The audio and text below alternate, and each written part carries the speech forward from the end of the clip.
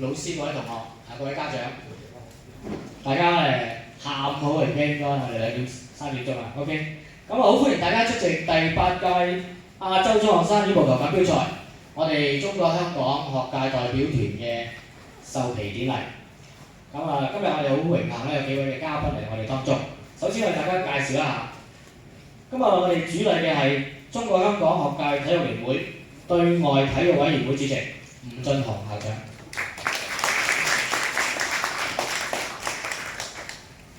而我哋呢次代表團嘅團長，亦都有我哋嘅名譽顧問，係賴永春先生 MH。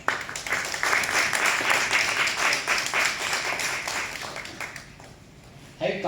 好嘅場地，我哋好多謝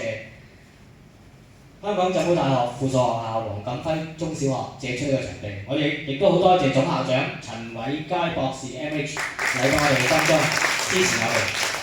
其實我哋嘅代表隊裏邊亦都有即係我哋叫浸附中嘅學生，好多謝你哋嘅支持。另一位嘅嘉賓係我哋嘅聯會嘅副秘書長黃俊廉先生。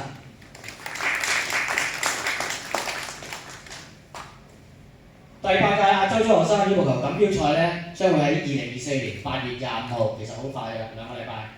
至到9月2號咧，就喺印尼嘅三寶龍舉行。咁我哋總共咧係會派出8男8女嘅代表隊，同埋我哋都有7位嘅工作人員咧係會隨團出發。咁喺度咧，我哋會一一為大家介紹。喺我哋介紹運動員之前咧，我哋首先有請我哋嘅主禮嘉賓吳俊雄校長為我哋講幾句説話。請吳校長。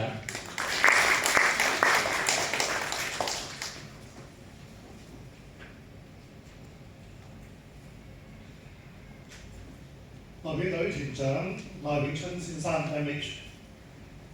陳偉佳博士 MH， 各位教練、各位裁判、各位嘉賓、各位同學，大家下午好。中國香港學界體育聯會將會派出一支23人嘅代表隊咧，係參加喺8月25號至到9月2號喺印尼三寶龍舉行嘅第8屆亞洲中學生羽毛球錦標賽。唔講唔知嘅，上屆嘅比賽咧，原來已經喺2018年，即係疫情前，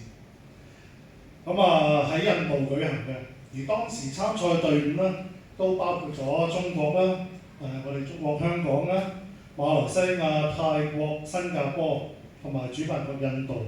一共6隊嘅。而我哋嘅女子隊咧，喺上屆嘅比賽裏邊咧，喺團體賽裏邊咧係更加榮獲季軍。而家相隔6年，而本屆參賽隊伍咧亦都增加咗1隊啊，總共有7隊。當中都包括咗有文萊啦、中國香港、馬來西亞、新加坡、斯里蘭卡、泰國同埋主辦國印尼嘅。在座咧係有16名嘅運動員來自香港港九嘅學校嘅中學啦。透過呢個全港精英賽同埋輪選賽咧，係分別選出嘅，恭喜大家！都希望你哋咧俾啲掌聲俾自己，能夠代表我哋香港學界體育聯會出戰今次嘅比賽嘅。疫情以後咧，你哋係第一支係復辦呢個亞洲中學生錦標賽嘅運動隊伍。相信咧你哋咧係能夠發揮最高嘅水平，能夠表現出最佳嘅團隊精神，全力以赴，為港爭光。我哋聯會咧向來都好注重咧運動員嘅品格同埋態度嘅，而賽事嘅勝負咧，當然咧都係重要。不過，我相信對於運動員嘅品格嘅態度嚟講咧，我諗呢個就係屬於其次。我哋仲要係喺希望各位同學透過比賽過程裏邊咧，係能夠有一個嘅好好嘅學習。我相信大家咧喺啱啱結幕嘅巴黎奧運會裏邊，都見到好多嘅出色嘅運動員，特別係香港嘅運動員，係能夠咧係全力以赴，甚至乎咧係獲得咧係能夠企喺頒獎台裏邊最高嘅榮譽嘅。嘅位置。我哋學界體育聯會啦，一直都係我哋香港精英運動員嘅搖籃嚟㗎。因為我相信咧，每一位嘅精英運動員啦，都必定經歷過喺學界比賽裏邊出戰，又甚至乎咧係代表過香港學界隊啦，喺佢未成為精英運動員之前咧，係經過呢啲嘅洗禮。而喺今次嘅奧運會裏邊，我哋亦都有我哋羽毛球嘅一對組合啊，鄧謝佩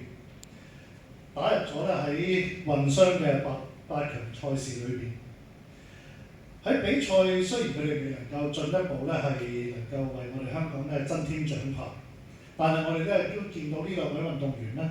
係能夠全力以赴。喺佢哋嘅訪問當中，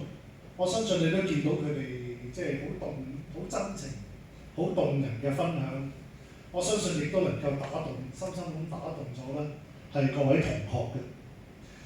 可以見到咧，即係運動員喺整個訓練裏邊咧，有好多嘅辛酸，有好多嘅痛苦，係要捱住落去，而最後咧係得到成功嘅。喺度我亦都希望勉勵我哋在座嘅各位學界嘅運動員，能夠咧係以鄧謝佩呢兩個嘅精英運動員作為你哋嘅榜樣。希望喺呢次嘅亞洲學界中學生嘅羽毛球錦標賽裏邊咧，都咬實牙關。如果喺比賽裏邊你遇到任何嘅挫折困難，都希望大家互相支持、互相鼓勵，咬緊牙關，一步一步咁捱落去。呢啲係你哋能夠喺比賽當中學習到嘅一啲嘅成長過程。中國香港學界代表隊得以組成同埋參加啦，能夠參賽咧，係實在有賴我哋康文署喺財政上嘅資助，同埋各間學校嘅校長、老師、教練、家長嘅積極支持同埋配合。本人謹代表中國香港學界體育聯會向有關嘅機構人士咧致以衷心嘅謝意。最後咧，我祝願學界羽毛球代表隊咧係能夠喺今次嘅比賽裏邊咧係獲得美滿嘅成績，並且希望你哋咧能夠咧享受今次嘅旅程。祝各位咧身體健康，多謝各位。